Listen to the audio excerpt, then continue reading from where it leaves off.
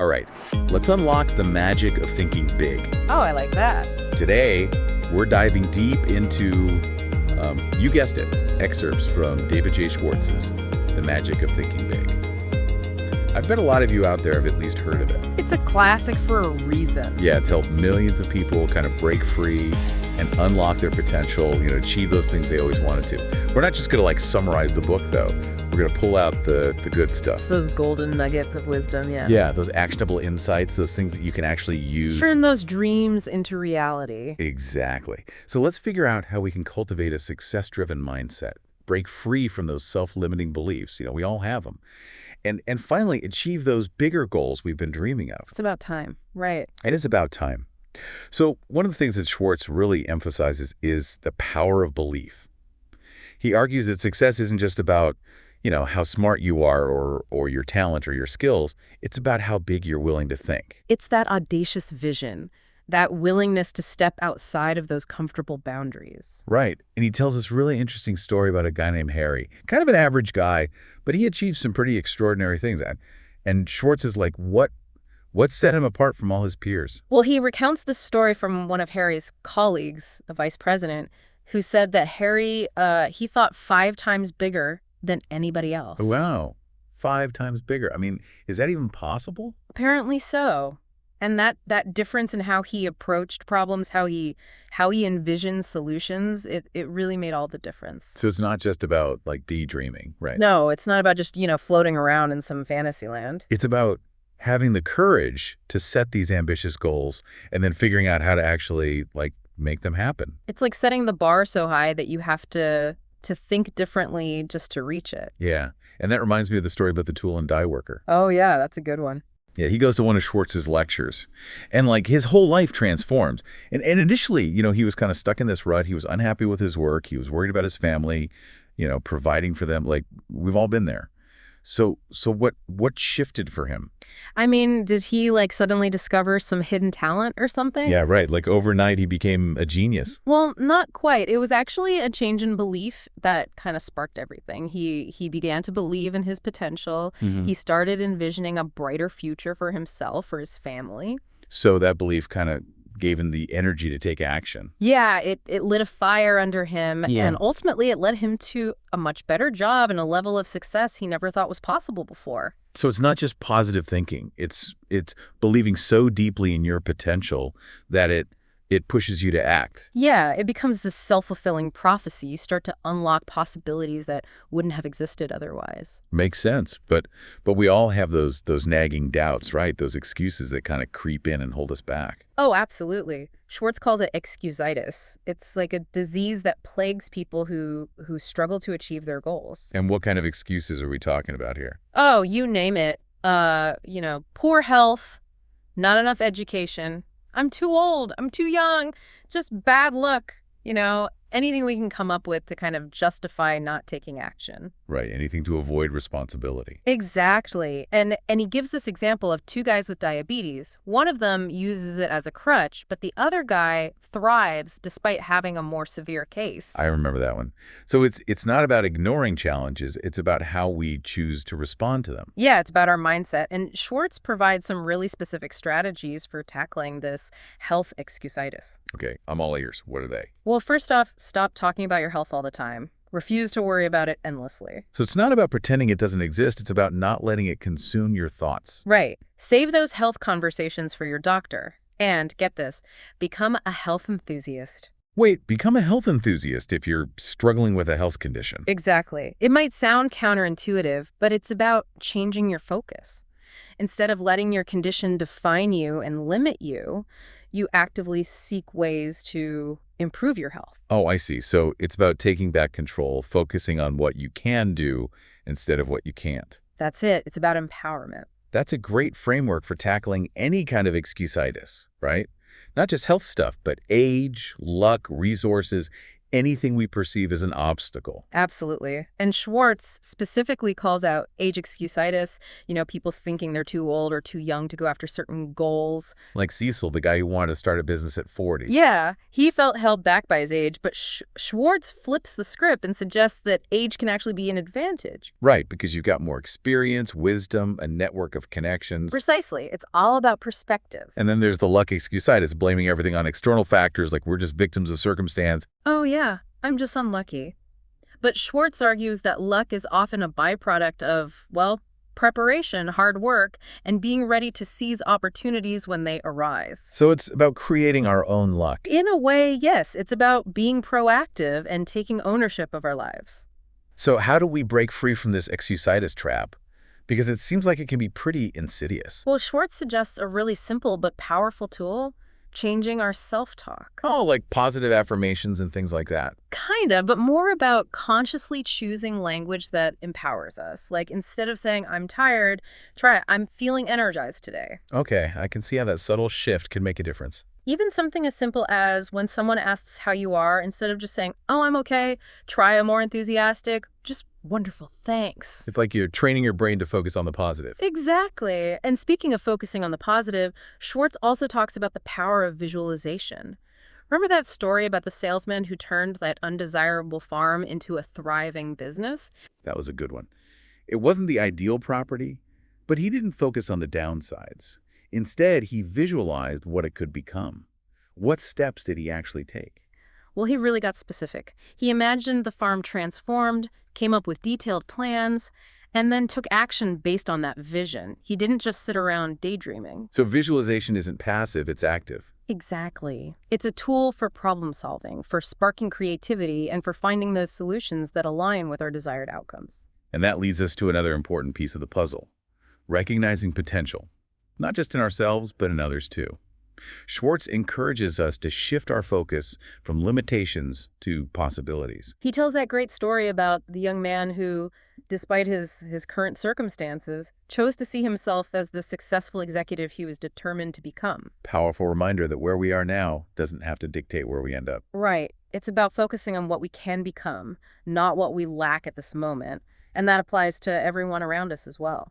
So how do we apply that principle in our interactions with other people? Schwartz suggests practicing what he calls adding value to others.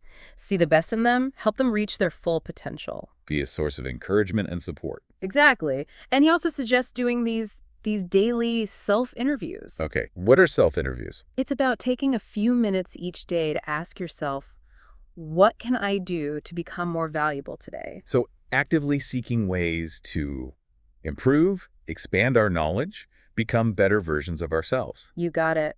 Now, let's dive into a topic that I think is often misunderstood: creativity. Schwartz challenges the notion that creativity is just for artists or scientists. Right, it's not just about painting or writing poetry. Exactly. He says every aspect of life offers opportunities for creative thinking. And he uses a really interesting example. He challenges the very existence of jails. Wait, what? He's against jails. It's not about being for or against jails. It's about questioning assumptions. Oh, I see. So it's like asking, why do we have jails in the first place? Yeah, what purpose do they serve? Are there more effective ways to address crime? Are there more humane ways to rehabilitate people? It's about thinking outside the box, finding new solutions. Exactly. And he also shares the story of a busy mother who, after an accident, was kind of forced to reevaluate her priorities. And guess what? She found the time for personal growth. So it's like that accident forced her to rethink her limitation. Yeah. It's like our capacity is often limited by our own thinking. So she challenged those assumptions about what she could and couldn't do and found a way. It's about being resourceful and finding those creative solutions. Exactly. And, to really nurture our creativity, Schwartz emphasizes a few key things. Okay, like what? Listen to others to gain new perspectives, surround yourself with positive people, and then, learn how to communicate your ideas effectively. Make those ideas come alive. Okay, now let's shift gears a bit. Let's talk about leadership. Schwartz believes that strong, positive leadership is crucial for inspiring high performance in others. What qualities does he highlight? Well, one of the biggest things is how leaders set the tone. Their energy, their expectations, it directly impacts the people around them. And he uses this great example contrasting two elementary school teachers. Oh, I remember those teachers. One was super negative, the other had this really positive mindset. And the differences in their classrooms were striking. The negative teacher created this chaotic, unproductive environment, while the positive teacher had this classroom full of engaged, motivated students. It's amazing how much impact a leader's attitude can have on a group. Absolutely. It's about projecting enthusiasm, setting clear standards, and genuinely believing in your team's potential. So even if we're not in a formal leadership role right now, how can we cultivate those qualities? Schwartz has a couple of recommendations. First, give yourself pep talks. Pep talks like what athletes do before a game. Exactly. Before a big meeting or a challenging task, take a moment to remind yourself of your strengths, visualize success, and get yourself pumped up. And the other recommendation was to Resell yourself. resell ourselves. I like that. What does that mean? It's about reminding yourself of your accomplishments, your potential, your value. It's so easy to get caught up in self-doubt, but we need to actively combat that. So it's about building that success consciousness, right? Yeah. Focusing on the positive, the wins, and surrounding ourselves with supportive people. Exactly. Create that positive feedback loop. Now, this next concept might seem a bit counterintuitive, but Schwartz talks about the importance of solitude for leaders. Why would that be important, especially in today's hyper-connected world? It might seem strange, but think about it. Lots of great thinkers and leaders throughout history have used solitude to their advantage. Schwartz points to Hitler, who wrote Mein Kampf while in prison. Okay, we're not endorsing his actions, but Of course not, but it illustrates the point. And then you have Lenin and Stalin using their time in exile to plan revolutions. Even in more positive contexts, you have leading universities limiting their professors' teaching hours to give them more time for thinking and research. right. And even top executives who are surrounded by people all day often schedule dedicated time for just thinking. Exactly. It's about recognizing that solitude isn't the same as isolation. It's about creating space for those aha moments, those breakthroughs that come from deep thinking. So it's not about becoming a hermit. It's about incorporating some managed solitude into our routines. Precisely. Create space for undirected thinking. Let your mind wander freely. Give our subconscious minds a chance to work on problems. That's a great way to put it. This has been so insightful. But, let's face it, we don't always have control over our environment. There are always those negative people out there trying to rain on our parade. How do we deal with those negators, as Schwartz calls them? The negators. Schwartz says they're an inevitable part of life, and he compares them to people who are psychologically unwell. Wow. Okay, that's a strong statement. He tells the story about his college friend, WW, who was just chronically negative, always discouraging, ambitious thinking. And despite having a ton of potential, WW ended up in a low-paying, unsatisfying job. So negativity can really hold us back, not just our own negativity, but the negativity of the people around us. Absolutely. So Schwartz offers 4 pieces of advice for dealing with negators. First, don't fight them. It's a waste of energy. Right, it's like arguing with a brick wall. What's the second piece of advice? Expect to be sniped at. If you're doing something worthwhile, you're probably going to encounter some negativity along the way. It's like a sign you're making progress. Exactly. They're threatened by your positive energy. Makes sense. What about the third piece of advice? Remember that these snipers are often dealing with their own issues and insecurities. Be compassionate. That's a great perspective shift.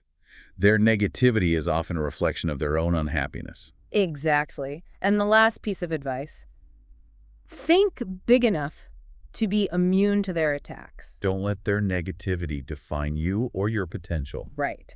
Focus on your goals, develop a thick skin, and, be mindful of where you're getting advice from. Schwartz talks about these freelance advisors who try to discourage people from taking on challenges. It's like they're projecting their own fears and limitations onto others. Yeah, they're trying to keep everyone small and safe. Well, I don't know about you, but I'm feeling inspired to break free from that. Me too. Yeah. And we've only just scratched the surface of the magic of thinking big. There's so much more to explore. In the next part of our deep dive, we'll delve into Schwartz's strategies for turning those big thoughts into concrete actions, overcoming fear, and building a life that's truly aligned with our goals. Stay tuned. Welcome back. We're ready to continue our exploration of David Schwartz's The Magic of Thinking Big. One thing that really stuck with me from the last section was Schwartz's emphasis on, action. He's not just about, like, thinking big thoughts. It's about actually doing something with them. Right. It's about bridging that gap between thinking and doing. He's got this great quote, "Action is the magic that brings big thinking to life." But, like, what does that actually look like? How do we translate these big thoughts into, concrete actions, things we can actually do? Well, he tells the story about a student who was really struggling to finish his education while supporting his family. Feeling overwhelmed, discouraged, like stuck. Yeah, I can definitely relate to that feeling. It's easy to get caught up in those what ifs and I can'ts when you feel trapped. So what advice did Schwartz give him? He told him to just make the decision to go back to school. Just let that thought really dominate his thinking. And then, he challenged him to come up with some solutions, some kind of a plan, and come back in a couple weeks. So it's about shifting from that place of overwhelm and indecision to actually making a commitment. Yeah, like, this is what I want, and I'm going to figure out a way to make it happen. And did the student do it? Did he actually go back to school? He did. He came back with a plan, having found a way to balance his studies with, his family responsibilities. So action can actually help dispel fear and spark creative problem solving. Precisely. It's like once you commit to that goal, your mind just automatically starts searching for those solutions. It's like that self-fulfilling prophecy thing again. Exactly. And that leads us to his next point. Setting long-range goals. Like, really think 10 years ahead. Where do you want to be? What does that future version of yourself look like? I heard the thing called future selfing, Oh, yeah. like visualizing your future self to help you make better decisions now. Is that kind of what Schwartz is talking about? Absolutely. One of his trainees used that approach, developing a detailed 10-year plan for his family and career. He mapped out his goals: financial success, travel, personal growth, and then just systematically started working towards them. It's like having a roadmap for your life. But how do you, like, stay motivated along the way? There are always going to be bumps in the road, right? Schwartz talks about surrendering to your goals. Let them become this driving force in your life, something that really pushes you forward. He uses the analogy of a ship, with all its sophisticated instrumentation. If it has a clear destination, it can navigate through storms and challenges. But a ship without a destination is just drifting at the mercy of the currents. Right. So having those goals, those clear destinations, gives us that direction and helps us stay the course. And it's not just about setting any goals, right? We have to actually believe in them and be willing to put in the work. Absolutely. And that reminds me of the story of Lou Gordon, the guy who decided to go back to college at, get this, 70 years old. Wow. He didn't let age stop him. He even went on to earn a master's and a doctorate. I mean, talk about setting a goal and just going for it. Yeah, it's really inspiring. And it actually ties into something Schwartz says about goals and longevity. What do goals have to do with how long we live? He suggests that having a strong desire to achieve something meaningful can actually contribute to a longer life. He tells a story about a woman who was given 6 months to live, but lived for another 20 years because she really wanted to see her son graduate college. That's amazing, the power of purpose. Right, exactly. It's like having something to strive for that just ignites this will to live. But of course, life is unpredictable, so it's important to be prepared for detours. Schwartz acknowledges that unexpected things happen, things that can derail our plans. So it's not about rigidly sticking to the plan. It's about being adaptable, finding those alternative routes. Yeah, he compares it to driving and encountering a road closed sign. You wouldn't just give up and go home. You'd find another way to get to your destination. So it's about having that mental flexibility to navigate the unexpected. Right. And that brings us to his next point: understanding your target audience.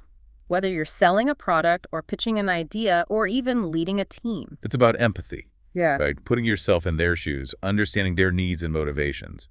Exactly. He tells this story about a small electronics company that developed a fuse that would never blow out. That sounds pretty cool, actually. Yeah, they thought it was revolutionary. They launched this huge ad campaign, but it failed miserably. Why? What happened? They didn't consider their target audience. People don't get excited about fuses, even if they never blow out. It's a good reminder that we can't assume everyone will see the value in our ideas, even if they seem amazing to us. So Schwartz encourages us to really see things through the eyes of our audience. He gives the example of a shoe salesman who created a successful commercial by asking himself, if I were a parent, why would I buy these shoes? And if I were a kid, what would make me want them? It's about connecting with those desires and motivations. Exactly. And now let's talk about Joe. Joan. Yeah. Yeah. This young woman who really struggled in her role as an assistant buyer. She was ambitious, talented, enthusiastic, but she only lasted 8 months. What went wrong? It sounds like she had everything going for her. Her attitude, her focus on small thinking. She was constantly complaining about her office being small, and these little things just completely distracted her from the bigger picture. It's a reminder that our perspective can make or break us. Dwelling on the negative can really sabotage our success. So true. And this leads us to Schwartz's next principle, the importance of being human. Being human. Yeah. Treat people with respect, empathy, kindness. And he's not just saying it's morally right, he's saying it's a smart strategy.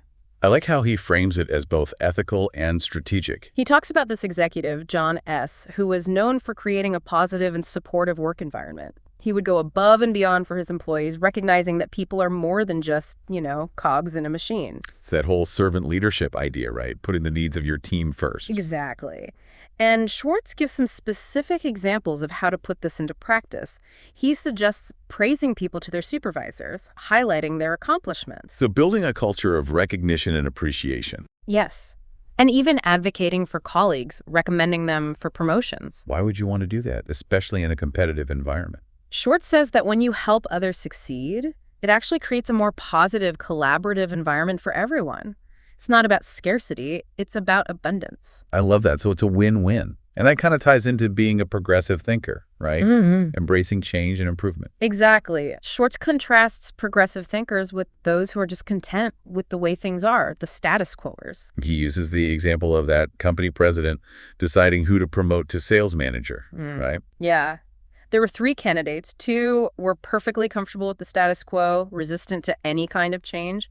But the third one, he was full of ideas, streamlining processes, improving customer service, expanding into new markets. So I'm guessing the third guy got the job. Of course. He clearly had that progressive mindset, that vision for the future, that willingness to embrace change. Schwartz also talks about setting high standards, kind of like those 2 elementary school teachers, one with low expectations and the other with high expectations. And the teacher with high expectations ended up with a much better behaved, more engaged, and higher achieving classroom. So our expectations can really shape the performance of others. Yeah, absolutely. And it's the same in any leadership role. Set a clear vision, communicate it effectively, and inspire people to strive for excellence. But how do we become more progressive? How do we cultivate that kind of mindset? Schwartz has a few suggestions. He says, think improvement in everything you do, and think high standards in everything you do. He even provides a little checklist to assess our own progressive thinking, like, do I look for ways to do things better? Do I praise my company and its products? Are my personal standards higher than they were 6 months ago? So it's about that continuous improvement mindset, always striving to be better. Exactly. Now let's circle back to something we talked about earlier. The importance of managed solitude for leaders.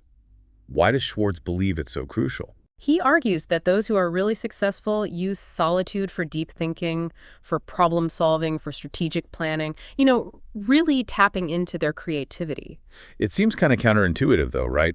Especially in today's world where we're constantly bombarded with information and demands for connection. It might seem that way, but think about it. Many great thinkers and leaders throughout history have used solitude to their advantage. Schwartz mentions Hitler, who wrote Mein Kampf while in prison, and Lenin and Stalin, who used their time in exile to plan their revolutionary movements. We're not endorsing their actions, of course. But it does highlight how powerful solitude can be for focused thinking. Exactly. And it's not just about those extreme examples. Think about leading universities that limit their professors' lecture hours so they have more time for research and reflection. And even those high-powered CEOs who are always surrounded by people make time for thinking. Right. It's because they understand that solitude isn't about isolation. It's about giving yourself space for those breakthrough moments. Those aha moments that come when you let your mind wander and explore new possibilities. Schwartz suggests that those who are uncomfortable with solitude, who can't stand to be alone with their thoughts, are missing out on tapping into their full creative potential. It makes sense, because when we're constantly filling our minds with distractions, we don't give those deeper thoughts a chance to surface. So he recommends scheduling some dedicated time each day for quiet reflection, for strategic thinking. Even just a few minutes of sitting in silence can make a difference. It's about incorporating that managed solitude into our daily routines. Recognizing that some of our best thinking happens when we give ourselves the space to just be quiet. Absolutely. It's about creating that space for what he calls undirected thinking, where our minds can wander freely. He suggests asking ourselves questions like, how can I do better? Or what should my next move be during those quiet moments? It's like we're giving our subconscious minds a chance to work on those problems and come up with solutions. Exactly. It's about tapping into that incredible power. This has been so insightful, but let's face it, we don't always have control over our environment. There will always be those negative people out there trying to rain on our parade. How do we deal with those negators, as Schwartz calls them? Ah, the negators. They're an inevitable part of life. Schwartz compares them to, people who are psychologically unwell. Wow. Okay, that's a strong statement. He tells the story about his college friend, W.W., who was just chronically negative, always discouraging any kind of ambitious thinking. And, despite having a ton of potential, W.W. ended up in a low-paying, unsatisfying job. So negativity can really hold us back, not just our own, but the negativity of people around us. Absolutely. So Schwartz offers 4 pieces of advice for dealing with those negators. First, don't fight them. It's just a waste of energy. It's like arguing with a brick wall. What's the second piece of advice? Expect to be sniped at. It kind of comes with the territory, especially if you're doing something worthwhile. It's like a sign you're making progress. It's almost like they're threatened by your positive energy and ambition. Exactly. What about the third piece of advice? Remind yourself that these snipers are often dealing with their own issues and insecurities. Be compassionate. Yeah, their negativity is often a reflection of their own unhappiness.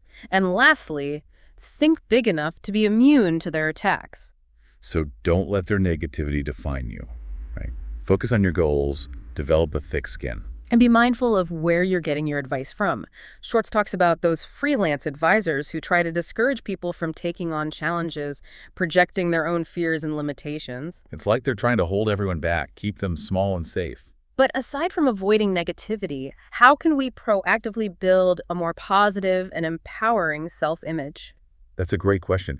And it leads us to one of Schwartz's core principles, the importance of believing in yourself, even when others doubt you, even when you face setbacks, even when the odds seem stacked against you.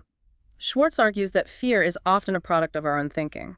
When we think negatively, we create fear. So if we want to conquer fear, we need to change our thinking. Exactly. And one way he suggests doing that is to act as if you're already the successful person you want to be. Act as if. Yeah. Use techniques like giving yourself pep talks, visualizing success, surrounding yourself with positive people, things like that. It's like that salesman who used to give himself pep talks in his car before sales calls. Exactly. Our thoughts can create our reality. When we start acting as if we're already successful, we start attracting success into our lives. That's powerful. But what about those times when we feel like we just don't have what it takes? Schwartz calls that the I haven't got what it takes feeling. And he says, resist that. Don't sell yourself short. Remind yourself of your strengths, your talents, your accomplishments. So build that success consciousness. Exactly. Focus on past wins. Visualize future achievements. Surround yourself with people who believe in you. Create that positive feedback loop. Yes. Cultivate that mindset of confidence and possibility. Because we are all capable of achieving great things. Absolutely. And Schwartz also offers some very practical advice for dealing with specific fears, like the fear of making mistakes and the fear of public speaking.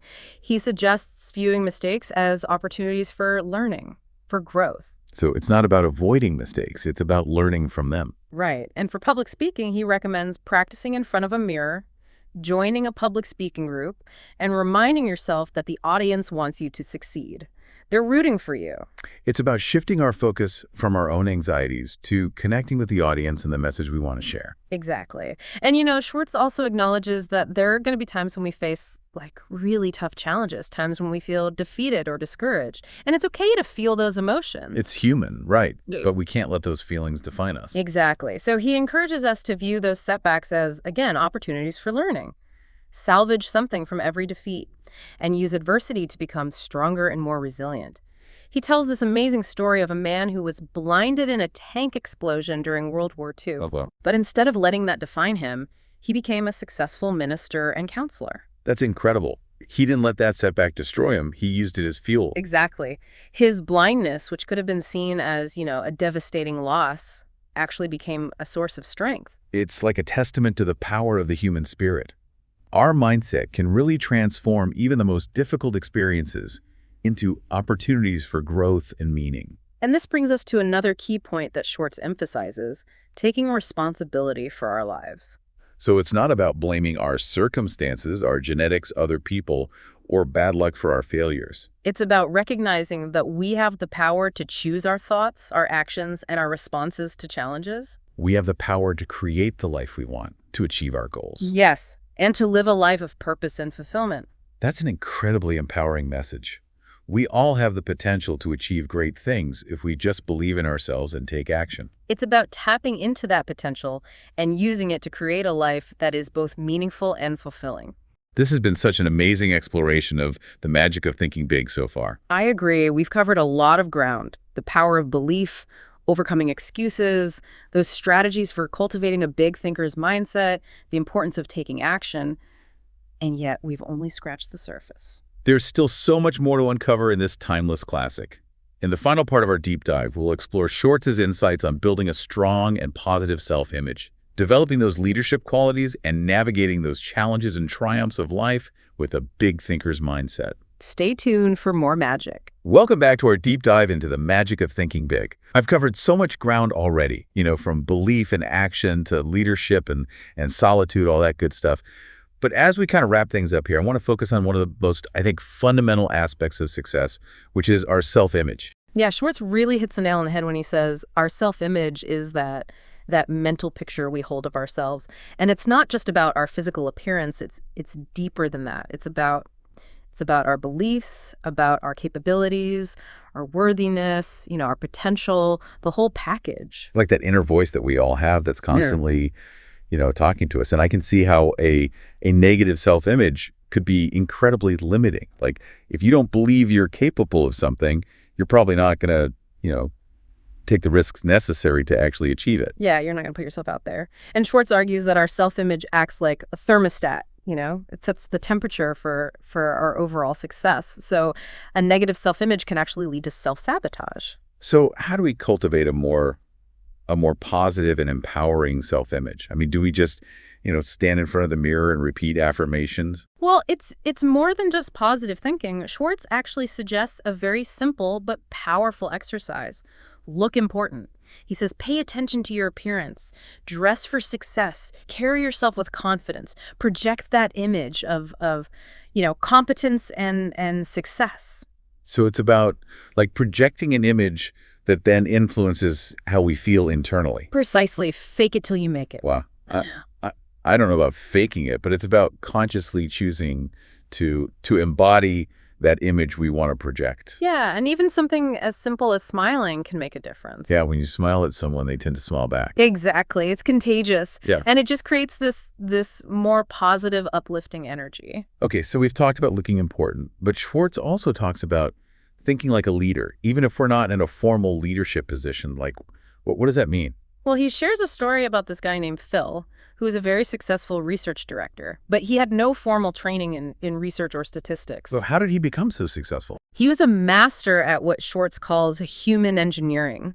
He focused on building relationships, fostering teamwork, creating a culture of success. He was a natural leader. He just had that knack for inspiring and motivating people. Yeah, he understood that leadership is about more than just technical skills. It's about connecting with people, creating a positive environment where everyone feels valued and supported. And he didn't wait for some fancy title or position to start leading. He just embodied those qualities in his everyday interactions. Exactly. That's a great reminder that we can all be leaders in our own way, regardless of our, job title or position. Yeah, we can choose to step up, take initiative, inspire the people around us. Now, let's shift gears a bit and talk about something that can be really challenging for a lot of people. Dealing with defeat, and turning those setbacks into opportunities. Right. It's natural to feel discouraged when things don't go our way. Yeah, we've all been there. Yeah. But Schwartz suggests that it's not the setback itself that defines us, it's how we respond to it. He says successful people view setbacks as learning experiences. Like they don't dwell on the failure. No, they extract those valuable lessons, they figure out what went wrong, and then, how to avoid making those same mistakes in the future. And he tells some pretty amazing stories about people who, turned adversity into triumph. Like John Milton writing Paradise Lost after he lost his sight, and Helen Keller achieving all those extraordinary things despite being, deaf and blind. Amazing stories of resilience. The human spirit is incredibly powerful. So how do we practically apply this concept, this idea of turning setbacks into opportunities in our own lives? Well, Schwartz provides a really helpful framework that he calls the defeat analysis. It involves asking yourself 3 key questions. What caused the defeat? What can I do to prevent it from happening again? And what can I learn from this experience to help me succeed in the future? So it's a way to kind of move beyond the self-blame and actually focus on solutions and growth. Exactly. It's about turning those defeats into stepping stones on the path to success. And, Schwartz also talks about the importance of taking responsibility. He uses the analogy of the Civil Aviation Administration and how they investigate plane crashes. Oh, interesting. Yeah, they don't just, write it off as bad luck. They want to understand the cause, identify those systemic failures so they can prevent future accidents.